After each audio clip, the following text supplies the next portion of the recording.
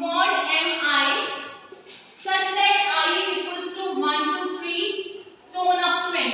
ये देखो मेरे पास यहाँ पे i है, यानी कि मेरे पास ये होगा mod m1 और क्या होगा x is congruent to a2 mod m2। Similarly so on up to कहाँ तक जाएगा मेरा an mod mi तक। मतलब ये इन्होंने कुछ जनरल कंकरेंसेस आपको क्वेश्चन में गिवन है, x is congruent to a mod mi have only one common solution। मतलब इस कंकरेंसेस का आपके पास एक वन कॉमन सॉल्यूशन होना चाहिए। मतलब एक सॉल्यूशन आपके पास ऐसा आना चाहिए जो कि इन सारी कंकरेंसेस को क्या करे, सॉल्व। सारी कंकरेंसेस का आपके पास क्या हो, सॉल्यूशन। तो ये चीज मैंने आपको पहले बताई थी कि अगर आपके पास एक सॉल्यूशन ऐसा आना चाहिए जो कि सारी कंकरेंसेस को क्या करता हो, सेटिस्फाई।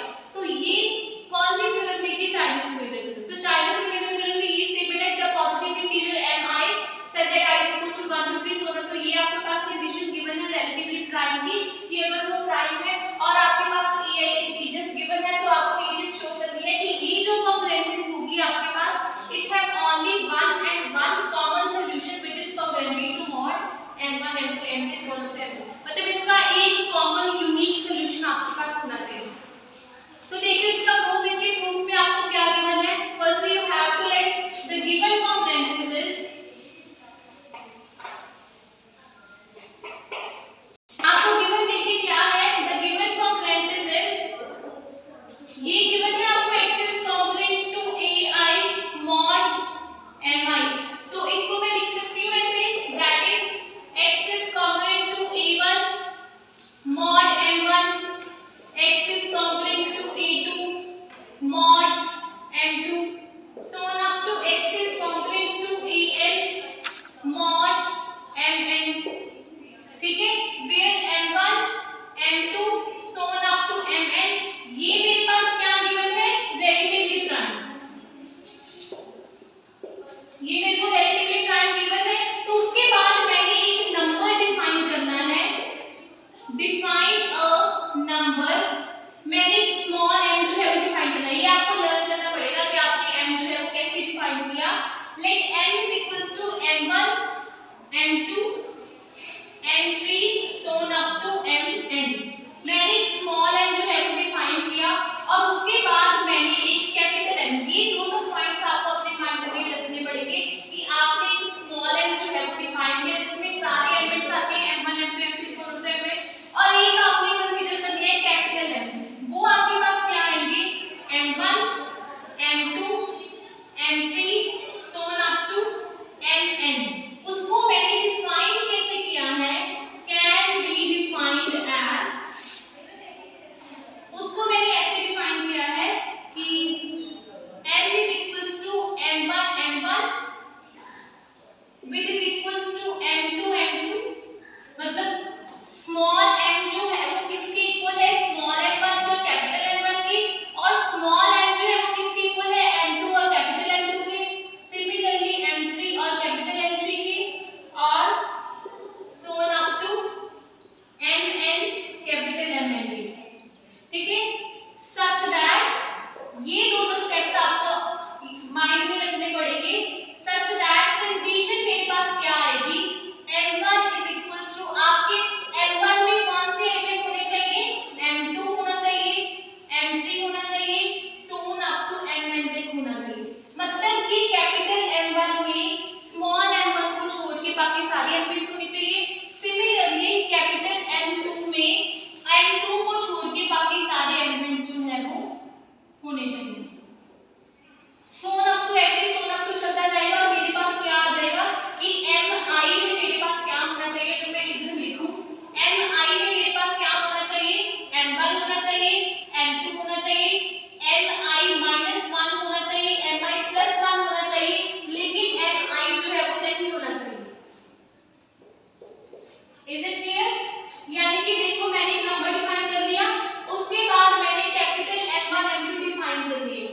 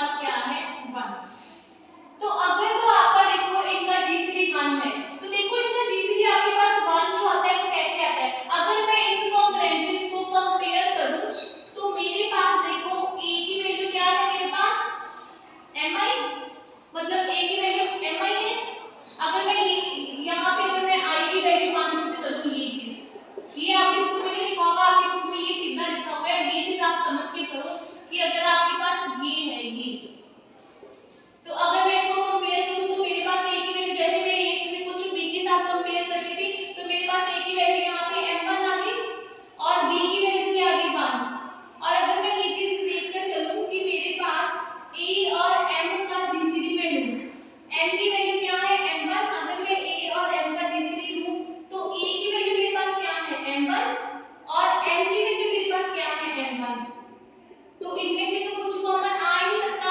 क्यों?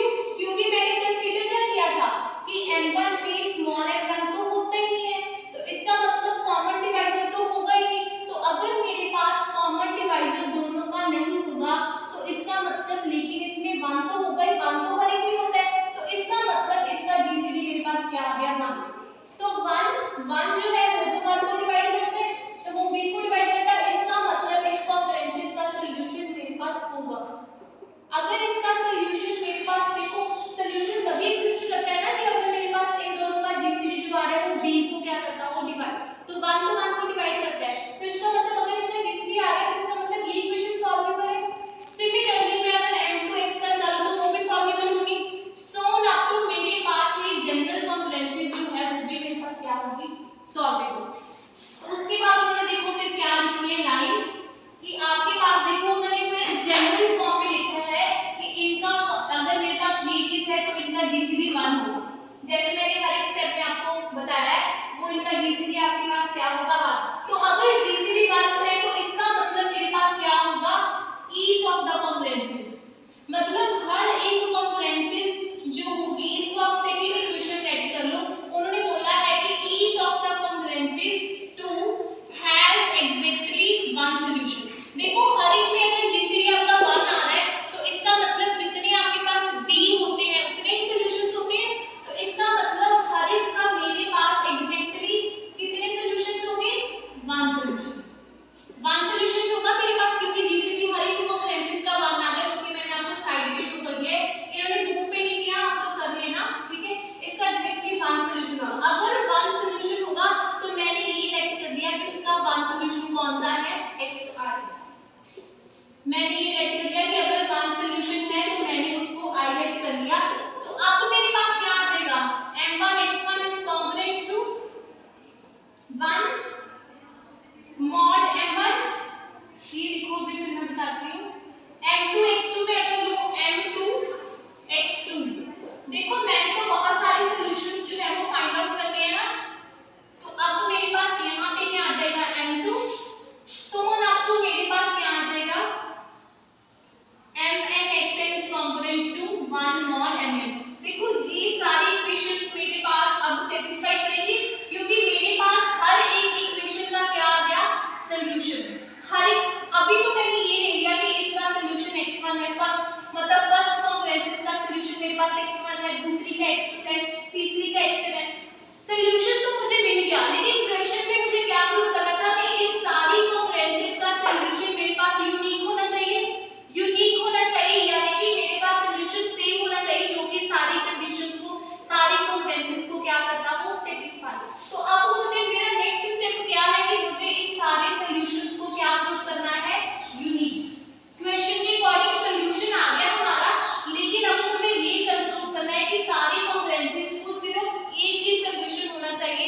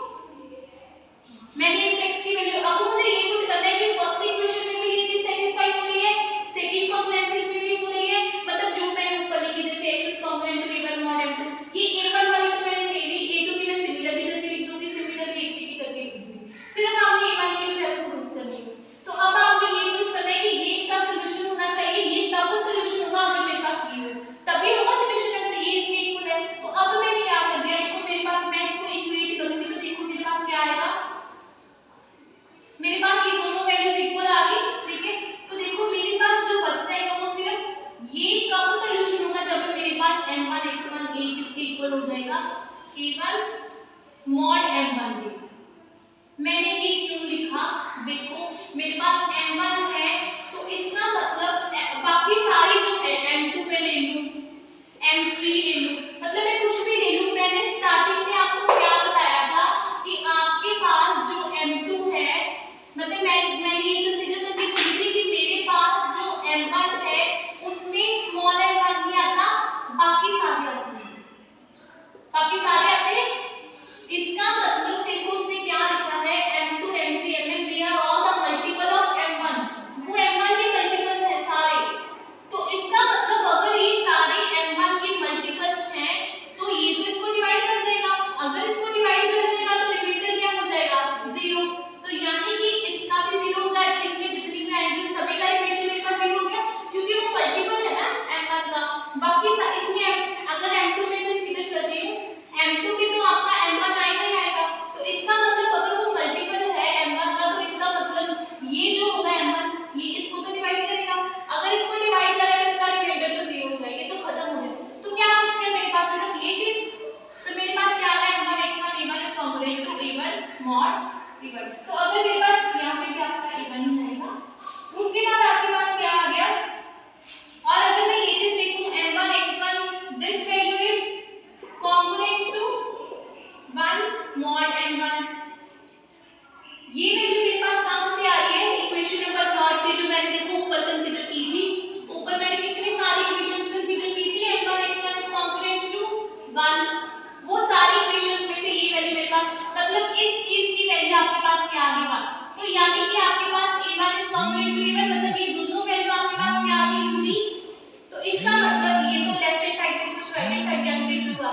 तो similarly we can prove that the value of x given by your phone, वो बाकी के इक्वेशंस को भी अगर वो M1 x1 की तरह है तो सिमिलरली आपका A2 A2 आ जाएगा, तो आपका कंडीशन उसके केस में भी ट्रू हो जाएगा। तो सिमिलरली बस आपने सिमिलरली करके लिखना है, इसको प्रूव नहीं करना, सिर्फ आपने पहले वाला प्रूव करना है which is the solution of the given complex. और इसकी यूनिकनेस, अभी जल्दी से इसकी यूनिकनेस ले लो, ये तो इसका प्रूफ होगा कि आपके पास सॉल्यूशन जो होगा वो यूनिक होगा। अगर आपने प्रूफ करना है कि सॉल्यूशन जो सॉल्यूशन भी आ गया लेकिन वो मेरे पास क्या होना चाहिए, यूनिक। तो यूनिक प्रूफ करने के लिए मैं क्या प्रूफ करती हूँ कि मैं एक अनदर सॉल्यूशन जो है वो लेकर चल पड़ती हूँ, ये होता है मेरे पास यूनिकनेस में। तो मैं ये लेकर चल पड़ी y is congruent to A1 mod M1, मतलब मैंने y जो है वो अनदर सॉल्यूशन ले लिया। तो अगर मैंने y जो है वो अनदर सॉल्यूशन ले लिया, ये मेरे पास इसके इक्वल आ गया। वैसे आपके पास क्या था, x is congruent to A1 mod M1, congruency तो ये थी आपके पास x is congruent to AI, तो AI की जगह मैं अगर A1 A2 कुछ भी ले सकती हूँ। तो अगर मेरे पास ये है और y को मैं नजर ले रही हूँ, अगर मैं दोनों को इक्वेट करूँ तो मेरे पास क्या आ जाएगा, y is equal to x, मतलब देखो ये चीज तो एक साथ में कैंसिल हो गई, तो मेरे पास सिर्फ y is equal to x ही बचता है। तो मेरे पास y is congruent to x mod M1 आ गया। सिमिलरली अगर मैं 2 के साथ इक्वेट करूं तब मेरे पास क्या आ जाएगा, x mod M2, मेरे पास ये चीज आ गई M3। सो ना, तो देखो जैसे हमने A1 के लिए प्रूव कर दिया, M3 के लिए देखो, M3 के लिए भी आपका y is equal to x आ गया। सिमिलरली सो ना तो आपका y is equal to x किसके लिए आ जाएगा, mod M9। तो इसका